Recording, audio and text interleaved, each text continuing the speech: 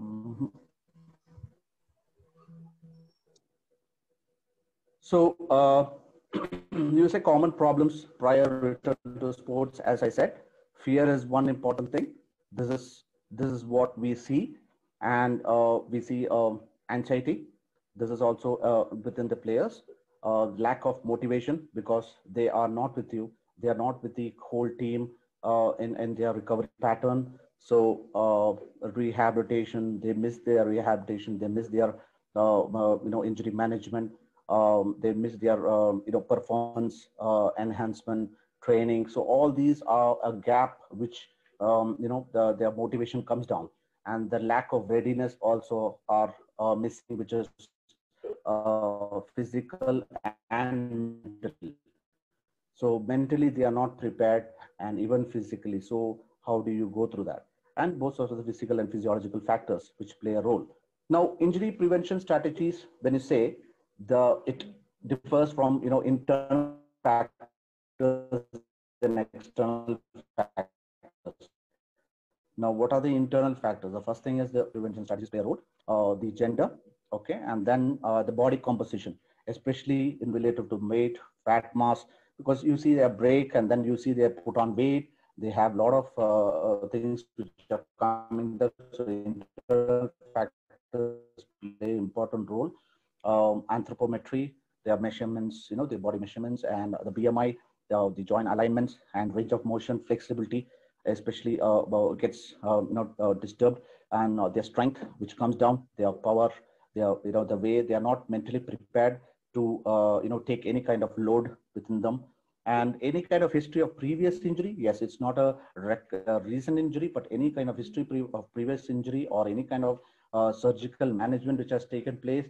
Of course, they need to be rehabilitated. They need to be conditioned on that particular part because the training process is not going on.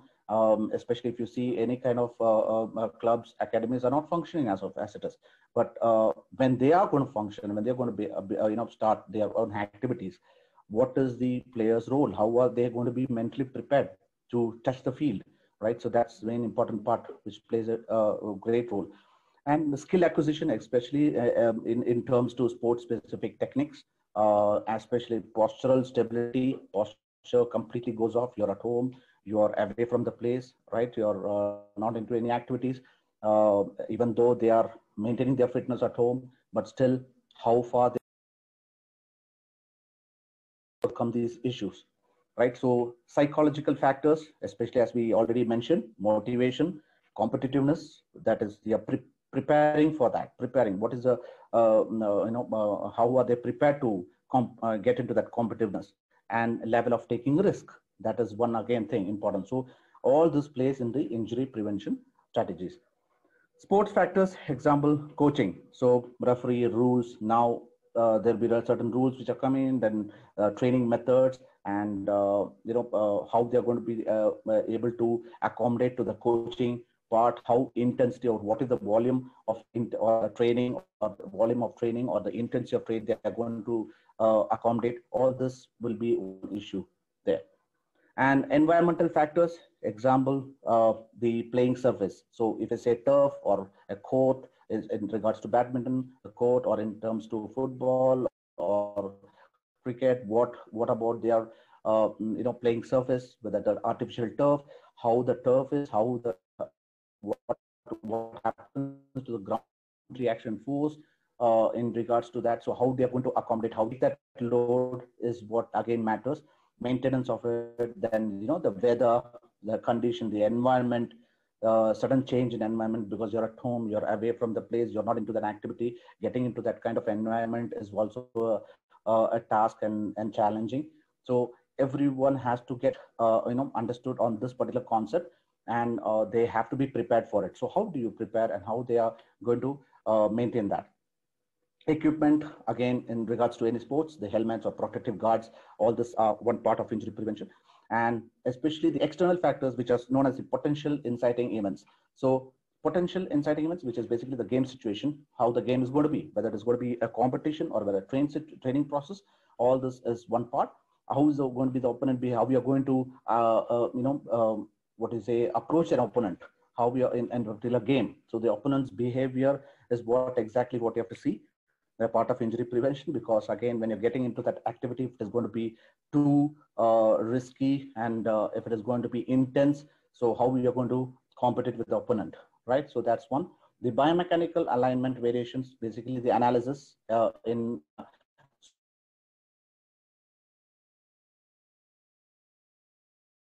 analyze your whole movement pattern in respect to running, in respect of your walking, your gait pattern, how we are, and especially sport specific in regards to any kind of sport, how your biomechanical analysis has to be done, and that will help you also to understand where is your defect and how it can be corrected. So it's a schematic representation of what we see, that is the internal risk factors, basically the injury factors there. So a predisposed athlete who's having a risk management analysis done, and periodization, that is what we are going to see. That is kind of, this periodization is off season and pre-season. What you're going to see, the off season is what it is, just like now what the prolonged break. So during off season is the time for them for a recovery strategy, because during their season it's basically the training process which is happening there, and exposure to the external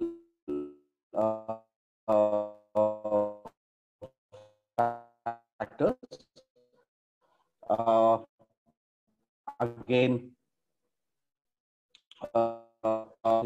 we said that is the mechanism of injury. So potential things is basically what we saw.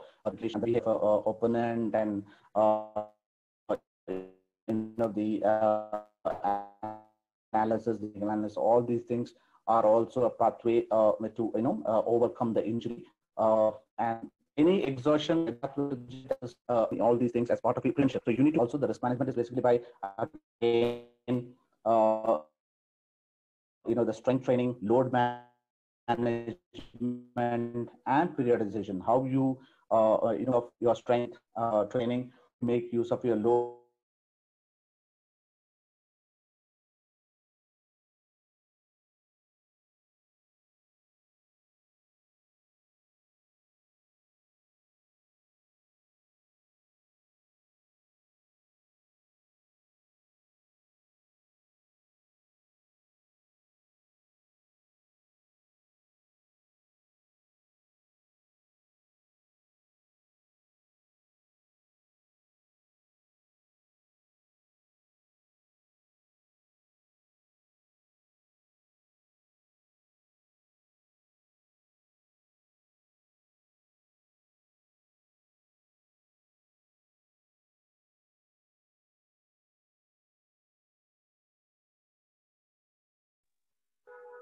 events. So now you could see the periodization plan. So how do you work on the periodization plan? It's basically to design the athlete's workload. So how much load monitoring should be done, and what amount of load, what amount of workload he has to be, the individual has to be given when they're coming back to the field. So that has to be conveyed to the concerned coach because of his prior injuries or issues. And especially it is on off season and on season. So off season is what is happening. So this is the right type of recovery strategy which has to play a role. So especially in terms to injury healing, or in terms to training them, improving their flexibility, their endurance, and what kind of exercises they can go through. So even though they are away from the place and they are not into the training process, you could get them online and work with your concerned team online, virtually, to understand what is your problem, let them discuss. So all this has to be done a right way. Off season, that's basically where lower volume training is done, increasing the intensity, workout on each muscle groups, correct loads at correct times. And if training is mismanaged, can lead to overtraining and injury. So that is again the overuse syndrome which happens. So periodization plans helps in workload management, and it stimulates the change, and especially our overall goal is to maximize the performance. So that has to be seen, and it should be distributed as per the season, okay, whether it is on or off. So load management, yes, it is based on external risk factors and potential of inciting events. So external risk factors which we saw in terms to the the player, the surface, the where they're going to play around, and potential inciting events, as we said about the mechanism of. So all the mechanism of injury is based on that. So fatigue, see the fatigue level, that has to be seen. Fitness test has to be done. Screening methods have to be done. The functional movement screening has to be done. The biomechanical analysis has to be done. So this all plays, to understand the load management and get them back on track.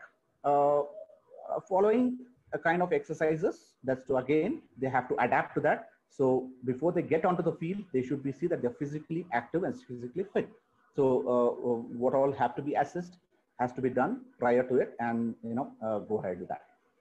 Now, when we say strength training, yes, that's again, that's a major part. So 3 important roles which plays in terms to return to sport is the periodization plan, and then you have the risk analysis and the strength training. So these 3 has to be done. So playing a good, as we said, we are going to do a biomechanical analysis and then corrective exercises, get them back on track with balance. So all these things are important. Range of motion, strength, plyometric exercises, implement the plyometric way of exercises, go with beginner to advanced level, agility exercises, all these. And then plyometrics, you can design yourself with initial, because they have to get on track. So go gradually, see how they respond to it, preventing them into any kind of overtraining. And then injury reduction, which is most successful with eccentric exercises. So again, in strength training, implement the eccentric kind of exercises. This would help out.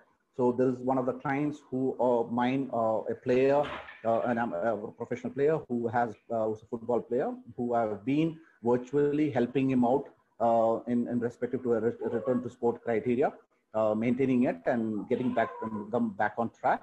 So so this is how we are going with the kind of work training. So you could see how I've been trying to involve and trying to help him out with a Nordic hamstring curls, which is there, and then working on the soleus muscle with the dumbbells. This is again, is an ACL reconstruction surgery was done for him 5 months back, after which he was not being able to even get a rehab done proper, but light, gentle exercises, following following the whole criteria which I said mentioned about that periodization plan, and doing some risk analysis, sending videos, doing a biomechanical analysis of it, understood and made him understand, discussing with him, and giving him that kind of confidence, and improving his motivational part. So this helped him now, and today around 5-6 months back now, he's after 5-6 months now, he's onto the field bit, getting him trained well, and he's able to cope up all kind of load pattern. I've started with him with this high intensity plyometrics. Yeah. So returning to training and competing after a long break can be anxious experience. Yes, for everyone, it's that main issue. So any kind of injury and back as an athlete, they have to take care of what, and that's the main part. They are anxious to get enough, and they want to compete. They want to get into an high intensity activity. So they should follow this kind of, criteria. And especially when the challenges come in, they have these 3 few questions which they ask. And that's even a common thing even within us when we just get back after an injury. What if I break down again? And what if I can't get back to my previous level of performance? What if I get a compensation injury? What I have to go through another lengthy rehabilitation? So all this is where you have to answer as a physio therapist, and with the whole team of return to sports, especially with the strength and conditioning coach, with sports and fitness trainers, with the coaches.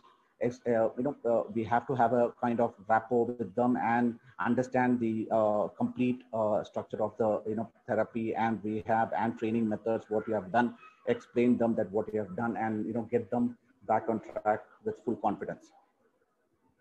Physical and psychological strategies. This is basically in it comes to physical, you say identifying pain-free exercises. You identify it and try to solve out the pain with few. This is what you have to see.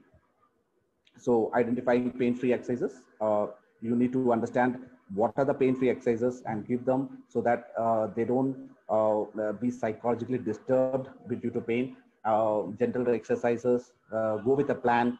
You make a plan, make a goal, make a target before they get into a competition or they get into a training process. Again, maintaining strength and conditioning.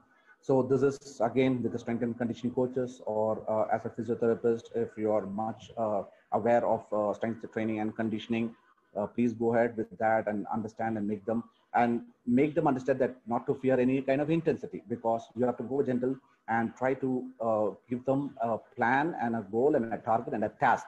So task is very important. Giving them a kind of task and making them understand this kind of task with a low intensity, and then gradually increase the intensity. This will give them a full confidence in getting back to sport. So here there is something known as injury psychological readiness score. So you just have to go through the score and see that how overall they are confident enough to enter. So this is again, you could see the confidence score here. So here you say no confidence in my return to sport. You start from a scoring of 0 to 100. That basically moderate confidence, 50, complete confidence, 100. So the questions may arise by my overall confidence to play my sport is what. So you can score it out how maybe they can play without any pain, and they were able to give 100% effort, and they don't think they can play. And in that part, maybe my confidence in the injured part of my body's to be able to handle this demands of playing again. So my confidence in my skill level is, so certain questions to the players. So the players before getting into getting into a return to sport, try sending up this sport scale, psychological readiness scale, so that you can understand how the player is confident enough, and based on that you can set your criteria. There are some precursors. So these are the precursors which are this basically all the psychological readiness. They depend on first the confidence in returning to sports. How do you build confidence? And then how, whether they are injured previously or they have been psychologically affected, they are mentally disturbed. So how do you improve their previous performance standard? Now, realistic expectations. So what are their actual expectations? And as we saw, there are a lot of questions asked by the persons. How do you act on it and how do you get them ready on it? Right? So here we say confidence in return to sport basically is by trusting the medical team. So completely it's physiotherapist or the medical sports medicine specialist or strength and conditioning coaches, especially all these. So how do you get their confidence with them? Social support from physios, coaches, achievements of physical standards, during rehabilitation. Realistic expectations are basically the questions which they shouldn't be disappointed. And when we give a goal and time and target and give them some kind of plan, that plan has to be finished or completed at the time frame. That time frame is being given to them, and also previous performance standards, which is basically effective of goal setting. So if they have any kind of issues before, how the injury plan has been taken care, how their rehab plan has been taken care, how many amount of exercises they have done. Don't repeat the same exercises. If their same exercises are repeated, they again go into a kind of, they are confident because they have been accommodated to that kind of exercises. You need to change different kind of exercises. And especially you can, if you have a couple of people who are together in a different area, in a prolonged day, they're at their place, bring them on virtually, bring them together, do a group training, okay, and or a rehab. This will help them understand, what has to be done. At the same time, whatever they have done with a rehab or training earlier, it has to be changed, because they shouldn't go through the same kind of, setting, because the goal has to change as per their performance or improvement. To summarize, what we have to see is basically a return to sport criteria. Few guidelines or things have to be, few guidelines especially, and precautions has to be taken for them so that they are prepared for it. And mental preparedness, as we said, more than that, physical preparedness also. So wear the proper protective gear. That's one important thing. Warm up prior to engaging in sports. All kind of warm up exercises, cool down, stretches has to be followed. This is the right time for them to learn, teach, because this is the recovery strategy which has to play a role in this long time break. Learn the proper techniques and master them. making, sleep is one important thing. They may be disturbed, they are anxious enough, they are, so sleep gets the disturbance. So get a plenty of sleep. This is the right time to get that, and at the same time work out the next day in a proper way. Don't try to play through pain or an injury. Okay, don't take your own risk of doing anything. Periodic breaks have to be done. Plenty of fluids has to be taken, especially on a hot day where you're going to play. So if after break, and that's what we said, seasonal. So it all environment and weather. So if the weather is too hot and you're getting back on track on that, so you get dehydrated. Dehydration will play a role. So you need to take a lot of fluids, and start doing your training methods, whatever is being taught to you. So get your body conditioned, and of course, as of now, going online and keeping a touch with your training coach and physiotherapist and then the conditioning coaches will give you a good rapport, and at least they will make you understand how we have to go about and what are the criteria to be followed, and your present condition to get prepared. So you discuss about the present condition and get prepared for it. And anxiety, stress should be taken out. Get yourself mentally and physically prepared, and plan your workouts the right way. So this is kind of all guidelines and precautions you have to take in regards to all your, because they're going to get back to your sport as early as possible. So three important things: risk analysis, the periodization plans, and the strength training. Three are the main important part, played a role in a return to sport criteria. I think that's it. So hope everyone understood what I've mentioned as for now as a part of sports injury management and return to sport.